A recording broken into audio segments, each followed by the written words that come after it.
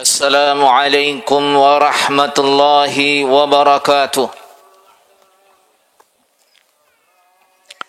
إن الحمد لله نحمده ونستعينه ونستغفره ونعوذ بالله من شرور أنفسنا وسيئات أعمالنا.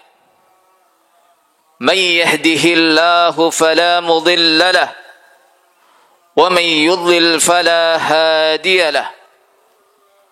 أشهد أن لا إله إلا الله وحده لا شريك له وأشهد أن محمدا عبده ورسوله صلى الله عليه وعلى آله وأصحابه ومن تبعهم بإحسان إلى يوم الدين وسلم تسليما كثيرا. أما بعد، يا أيها الذين آمنوا اتقوا الله حق تقاته ولا تموتن إلا وأنتم مسلمون. يا أيها الناس اتقوا ربكم الذي خلقكم من نفس واحدة وخلق منها زوجها وبث منهما رجالا كثيرا ونساء واتقوا الله الذي تساءلون به والأرحام إن الله كان عليكم رقيبا. يا أيها الذين آمنوا اتقوا الله وقولوا قولا سديدا يصلح لكم أعمالكم ويغفر لكم ذنوبكم ومن يطع الله ورسوله فقد فاز فوزا عظيما. الله أكبر الله أكبر الله أكبر الله أكبر كبيرا والحمد لله كثيرا وسبحان الله بكرة وأصيلا. Saudara kaum muslimin, a'azzani Allah wa iyyakum. Pada hari ini, hari Idul Adha, kita berada di hari yang paling agung di sisi Allah Subhanahu wa ta'ala. Hari yang paling mulia dari semua hari yang ada sepanjang tahun. Pada hari ini, kita meneladani Nabi Ibrahim alaihi salam, bapaknya para nabi, imamnya ahli tauhid. Hari ini kita melakukan pengorbanan sebagaimana dahulu dilakukan oleh Nabi Ibrahim alaihi salam. Hanya saja pengorbanan kita berbeda dengan pengorbanan Nabi Ibrahim alaihi salam. Kita hanya mengorbankan sebagian kecil dari harta kita untuk mewujudkan hewan kurban, hewan yang nantinya kita sembelih untuk bertaqarrub kepada Allah Subhanahu wa ta'ala. Lalu sebagian dagingnya kita sedekahkan, sebagian dagingnya kita hadiahkan, bahkan sebagian yang lain kita makan sendiri. Sementara pengorbanan Nabi Ibrahim alaihi salam bukan pengorbanan biasa, pengorbanan yang sangat besar, pengorbanan yang menunjukkan penyerahan diri yang luar biasa kepada Rabb-Nya. Mengorbankan anaknya, mengorbankan buah hati yang sudah lama sekali ditunggunya. Setelah Allah memberinya anak, setelah anak itu mulai tumbuh dewasa, setelah cinta dalam hatinya tertambat untuk putra tersayangnya, tiba-tiba datang perintah dari Allah Subhanahu wa ta'ala kepada Nabi Ibrahim untuk menyembelih putranya.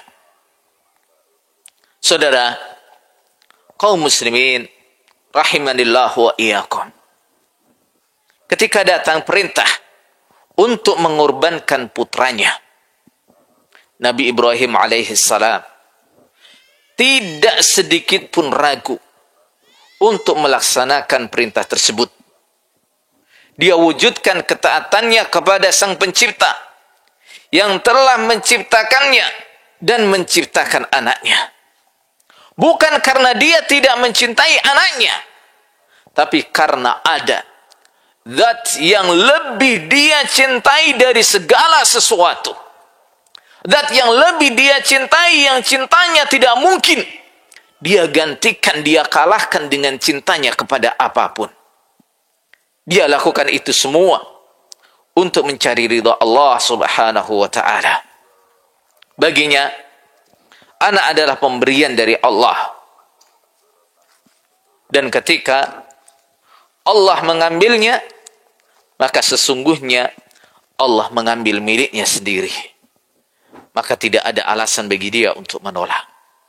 Allahu Akbar. Allahu Akbar. Allahu Akbar. Allahu Akbar kabira. Walhamdulillahi katsira. Wa subhanallahi bukratan wa asila. Saudara kaum muslimin, Nabi Ibrahim pun berhasil lulus. Lulus dalam melalui ujian yang paling sulit dan paling berat. Maka Nabi Ibrahim alaihissalam mendapatkan penghargaan yang tinggi, sanjungan yang terus menerus, sanjungan yang diabadikan di dalam kitab kita. Kitab Al-Quran, mukjizat Rasulullah sallallahu alaihi wasallam sampai pada hari kiamat. Di dalam kitab itu Allah Subhanahu wa ta'ala berfirman, "Wa idh ibtala Ibrahim rabbuhu bikalimatin fa'atammahun, qala inni ja'iluka lin-nasi imama." Pada saat itu Allah Subhanahu wa ta'ala menguji Ibrahim dengan ujian yang sangat berat. Fa'atammahun. Semua ujian-ujian itu dikerjakan oleh Nabi Ibrahim alaihi salam dengan sempurna. Maka Allah Subhanahu wa ta'ala memberikannya penghargaan, "Inni ja'iluka lin-nasi imama." Aku jadikan engkau sebagai imam, sebagai tokoh, sebagai pemimpin untuk semua manusia. Saudara kaum muslimin, rahimanillah wa iyyakum. Tidak seorang pun dari kita tanpa terkecuali Allah Subhanahu wa ta'ala pernah dan akan terus menempatkannya pada kondisi seperti kondisi Nabi Ibrahim alaihissalam. Kondisi yang menuntut dia harus berkurban. Akan tetapi, yang dimaksud bukanlah mengorbankan seorang anak sebagaimana yang dituntut kepada Nabi Ibrahim. Tapi pengorbanan-pengorbanan yang jauh lebih kecil, lebih ringan. Akan tetapi, sayang, seringkali kita gagal dalam melaksanakan ujian tersebut. Kita tidak berhasil melewati ujian-ujian yang ringan. Allah Subhanahu wa ta'ala memposisikan kita dalam kondisi harus menyembelih, mengorbankan syahwat kita, memutus ketergantungan kita pada dunia, memutus rantai syaitan yang terus menuntun kita pada kemaksiatan. Allah menuntut kita untuk melakukan pengorbanan tersebut bukan untuk kepentingan kita, bukan untuk keuntungan Allah Subhanahu wa ta'ala, tapi untuk keperluan kita agar kita mendapatkan ridhanya, ridha dari Allah Subhanahu wa ta'ala. Allahu Akbar. Allahu Akbar. Allahu Akbar. Allahu Akbar kabir. Walhamdulillahi katsira. Wa subhanallahi bukratan wa asila. Saudara seakidah, betapa banyak orang tua yang gagal mengorbankan perasaannya, mengorbankan rasa kasihannya untuk pendidikan anaknya, agar anaknya terbiasa dalam kebaikan, agar anaknya terbiasa dalam ketaatan kepada Allah Subhanahu wa taala. Kegagalan besar dia derita hanya karena apa? Dia tidak bisa melakukan pengorbanan yang kecil saja. Betapa banyak orang yang gagal untuk melepaskan diri dari kebiasaan bersenang-senang dengan kesenangan yang haram.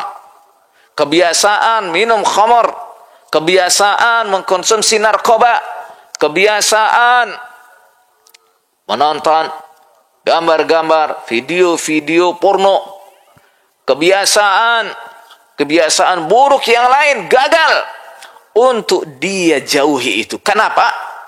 Karena dia tidak berhasil melakukan pengorbanan yang kecil, mengorbankan syahwatnya. Betapa banyak orang yang gagal menyisihkan beberapa menit saja dari waktunya untuk melaksanakan sholat lima waktu. Menyisihkan sedikit saja dari waktunya untuk mendatangi panggilan Allah Subhanahu wa taala, melaksanakan sholat lima waktu secara berjamaah. Dia gagal. Kenapa dia gagal? Bukan karena beratnya, bukan. Tapi karena dia tidak mau berkorban sedikit saja, dia tidak mau.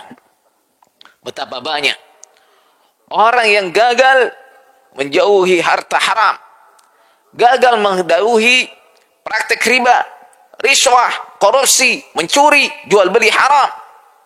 Kenapa? Karena dia merasa berat melewatkan kesempatan untuk mendapatkan harta yang padahal itu adalah harta haram. Allahu Akbar, Allahu Akbar, Allahu Akbar, Allahu Akbar kabira, walhamdulillahi katsira, wa subhanallahi bukratan wa asila. Kaum muslimin, tujuan ibadah kurban bukan hanya sekedar menyembelih hewan, mengulitinya, lalu memakannya. Tujuannya bukan sekedar banyak-banyakan daging. Bukan. Tujuan ibadah kurban jauh lebih besar daripada itu semua. Ibadah kurban Allah Subhanahu wa taala syariatkan untuk kita sebagai langkah awal, sebagai latihan buat kita untuk terbiasa dengan pengorbanan-pengorbanan. Mengingat hidup adalah pengorbanan, ibadah adalah pengorbanan. Sepanjang hidup kita harus berkorban. Itu adalah langkah awal bagi kita yang diharapkan akan diikuti oleh pengorbanan-pengorbanan yang lain. Pengorbanan untuk memperbaiki diri, pengorbanan untuk meningkatkan kualitas diri, pengorbanan dalam mendidik anak, pengorbanan dalam menjaga keharmonisan rumah tangga, pengorbanan dalam menjaga hubungan baik dengan kerabat, dengan tetangga, dengan teman, pengorbanan dalam menjalankan misi dakwah, amar ma'ruf nahi mungkar, dan pengorbanan-pengorbanan yang lain. Jika kita pernah mendengar atau membaca sendiri cerita tentang kejayaan umat Islam di zaman dahulu, tentu kita sadar, tentu kita harus ingat, itu semuanya bukanlah kejayaan yang mereka dapatkan secara cuma-cuma. Itu semua adalah kejayaan, kemuliaan yang diperoleh dengan pengorbanan-pengorbanan besar. Pengorbanan-pengorbanan yang pernah dicontohkan oleh para nabi, mulai Nabi Adam, Nabi Nuh, Nabi Hud, dan seterusnya. Dan tentunya pengorbanan yang terbesar yang dicontohkan oleh Rasulullah sallallahu alaihi wasallam, yang telah mengorbankan dirinya, hartanya, dan semua yang bisa beliau korbankan di jalan Allah Subhanahu wa taala. Bahkan saudara sekalian, apabila kita disuruh untuk memilih satu saja contoh dari kehidupan Rasulullah sallallahu alaihi wasallam yang bisa kita jadikan sebagai contoh, sebagai contoh suatu pengorbanan, kita tentu akan bingung. Kenapa? Karena seluruh hidup Rasulullah sallallahu alaihi wasallam, seluruh yang beliau lakukan adalah pengorbanan. Rasulullah sallallahu alaihi wasallam pernah bercerita, "Laqad udhitu fillah wa ma yu'dha ahad." Sungguh aku telah disakiti di jalan Allah Subhanahu wa taala dengan macam yang tidak seorang pun pernah disakiti dengannya. Wa ukhiftu fillah wa ma yukhafu ahad. Dan aku pernah ditakut-takuti, diintimidasi, diancam dengan ancaman-ancaman, intimidasi yang tidak pernah dialami oleh orang lain. Wa laqad atat alayya 30 min baini yaumin wa laylah wa mali wali bilalin ta'amun ya'kuluhu dhu kabid. Dan bahkan pernah aku melalui 30 hari 30 malam. Waktu itu aku dan Bilal tidak memiliki sedikit pun makanan yang bisa dimakan oleh orang yang punya hati. Illa syai'un yuwarihi ibtu Bilal. Kecuali makanan sedikit yang bisa ditutup oleh ketiaknya Bilal radhiyallahu anhu. Itu adalah salah satu contoh kecil dari pengorbanan Rasulullah sallallahu alaihi wasallam. Aqulu qawli hadha wa astaghfirullah li wa lakum min kulli dhanbin fastaghfiruh. Innahu huwal ghafurur rahim. Alhamdulillahi rabbil alamin. Wassalatu wassalamu ala asyrafil anbiya'i wal mursalin. Nabiyyina Muhammad wa ala alihi wa sahbihi ajma'in. Amma ba'd. Allahu akbar. Allahu akbar. Allahu akbar. Allahu akbar kabira. Walhamdulillahi katsira. Wa subhanallahi bukratan wa asila. Saudara kaum muslimin, azzani Allah wa iyyakum. Coba kita perhatikan orang-orang Yahudi, orang-orang Nasrani, para pengusung paham liberalis, orang-orang ateis, dan orang-orang kafir yang lain. Mereka semua berani berkorban untuk kekufurannya. Innal ladzina kafaru yunfiquna amwalahum liyasuddu an sabilillah. Orang-orang kafir, mereka membelanjakan hartanya untuk menghalang-halangi agama Allah. Mereka yang ahli maksiat mengorbankan banyak waktu, banyak harta, dan bahkan tenaga untuk kemaksiatannya. Mereka yang senang dengan lahan, senang dengan musik, berani membelanjakan ratusan ribu bahkan puluhan juta untuk satu konser musik. Mereka yang hobi dengan sepak bola, kita lihat seperti apa pengorbanan mereka. Harta, waktu, tenaga, bahkan tidak jarang nyawa mereka korbankan untuk sepak bola. Lalu bagaimana dengan kita? Kita yang sudah mengucapkan asyhadu an la ilaha illallah wa asyhadu anna Muhammadar Rasulullah. Kita yang sudah mendeklarasikan diri mengatakan innani minal muslimin, aku adalah orang Islam. Kita yang sadar dengan adanya hari akhir. Kita yang sadar dengan adanya surga dan neraka. Apa yang sudah kita lakukan? Apa yang sudah kita korbankan untuk agama kita? Apa? Apa yang sudah kita korbankan untuk kampung kita nanti? Kampung kita di akhirat. Saudara sekalian, termasuk perkara terbesar yang menuntut pengorbanan kita sebagai seorang muslim adalah gerakan dakwah. Dakwah untuk menyebarkan agama Islam. Dakwah untuk menegakkan syiar-syiar Islam. Mengajak kepada tauhid. Mengajak kepada sunnah Rasul. Mengingkari kemungkaran-kemungkaran, terutama yang terjadi di lingkungan tempat tinggal kita. Ini adalah gerakan yang membutuhkan pengorbanan besar, baik berupa harta, tenaga, waktu, pikiran, dan semua pengorbanan yang lain. Saudara sekalian, berkorban dalam sabilillah untuk menyebarkan agama Allah, meninggikan kalimatnya, bukan hanya misi dan tugas seorang ulama atau para dai saja. Bukan hanya misi dan tugas kaum laki-laki saja. Itu adalah misi dan tanggung jawab setiap orang yang telah mengikat keyakinannya dengan dua kalimat syahadat. Tanggung jawab setiap orang yang sudah mengatakan dirinya innani minal muslimin. Saudara sekalian, tidakkah kita merasa cemburu, iri, ketika kita melihat anak-anak kecil, remaja-remaja, pemuda-pemuda, mereka aktif dalam kegiatan-kegiatan agama. Mereka aktif terlibat dalam dakwah.